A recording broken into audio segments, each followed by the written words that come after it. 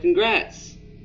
I won't take quite as long this time, because Freddy and his friends tend to become more active as the week progresses. Might be a good idea to peek at those cameras while I talk, to make sure everyone's in their proper place. Interestingly enough, Freddy doesn't usually come off the stage very often. He becomes more active in the dark, though. I guess that's one more reason to not run out of power, right? I also want to emphasize the importance of using your door lights.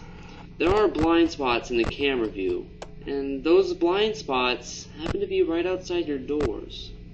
So if you can't find something, or someone on your cameras, be sure to check those door lights.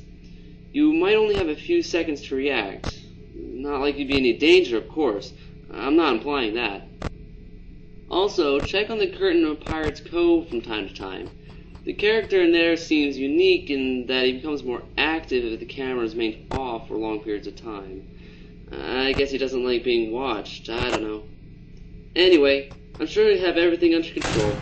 I'll talk to you soon.